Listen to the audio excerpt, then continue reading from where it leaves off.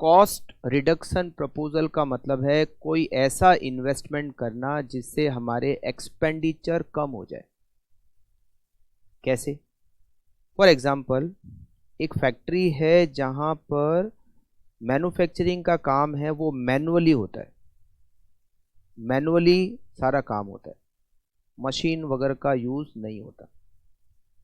अब हम यहाँ पर कंसिडर कर रहे हैं कि मैन्युफैक्चरिंग करने के लिए हम मशीन का सेटअप कर दें।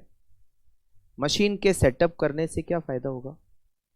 ये जो मैनुअल काम कराने से लेबर की कॉस्ट लगती है ये बहुत कम हो जाएगी। लेबर की ज़रूरत तो बाद में भी पड़ेगी मगर बहुत कम ज़रूरत पड़ेगी।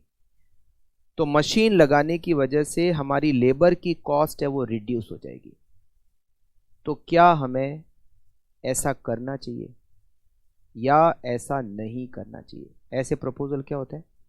Cost reduction proposal. मतलब ऐसा कोई इन्वेस्टमेंट करना जिससे हमारी हमारे रेवेन्यू एक्सपेंडिचर रिड्यूस हो जाए।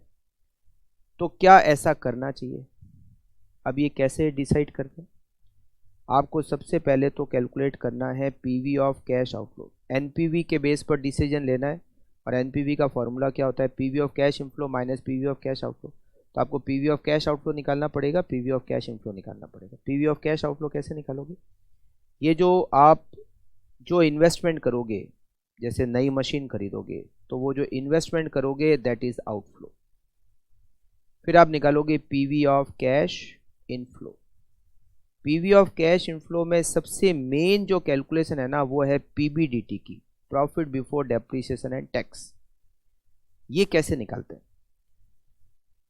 मशीन लगाने का फायदा क्या? आपके खर्चे कम हो जाएंगे। तो आपको ये देखना है कि कितना नेट फायदा हो रहा है। अच्छा, ऐसा हो सकता है कि मशीन लगाने से हमारी लेबर की कॉस्ट तो सेव हो जाएगी मगर हो सकता है मशीन लगाने की वजह से हमारे फैक्ट्री में इलेक्ट्रिसिटी का खर्चा बढ़ जाए। एक अलग से सुपरवाइजर रखना पड़ रहा है, सुपरवाइजर का खर्चा बढ़ गया। मशीन की रिपेयर और मेंटेनेंस का खर्चा बढ़ गया। तो लेबर की कॉस्ट सेव हो रही है मगर कुछ खर्चे अब एडिशनल लगने शुरू हो गए, जो पहले लगते ही नहीं थे अब वो खर्चे लगने लगे। मशीन की रिपेयर का खर्चा शुरू हो गया, लाइट पावर का खर्चा बढ़ गया। तो आपको पीबीडीटी का मतलब है नेट फायदा कितना हो रहा है, मतलब नेट सेविंग क्या हो रही है। नेट सेविंग मतलब सेविंग आप निकालो, सेविंग ऑफ एक्सपेंसेस, इसमें से आप माइनस करो एडिशनल एक्सपेंसेस, जो खर्चे अब आपके इस मशीन को लगाने की वजह से लग रहे हैं।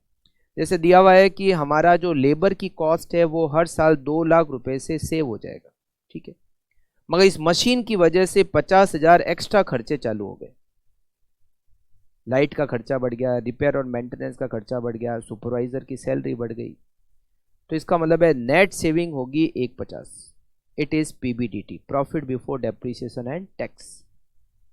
तो क्या करना है, ये नेट सेविंग निकालनी है कि मशीन लगाने से नेट फायदा क्या होगा, वो हो जाएगा हमारे लिए पीबीडीटी। फिर आप टेबल बनाओगे ईयर, जैसे मान लो मशीन की लाइफ 10 साल है तो 1 से 10 साल, वो जो नेट फायदा होगा वो लिखोगे यहाँ पर पीबीडीटी। फिर उस मशीन का डेप्रिसिएशन तो आएगा पीबीटी, फिर टैक्स माइनस करोगे तो आएगा नेट प्रॉफिट, वापस डेप्रिसिएशन जोड़ोगे तो कैश इनफ्लो, पीवी फैक्टर से मल्टीप्लाई करोगे तो पीवी।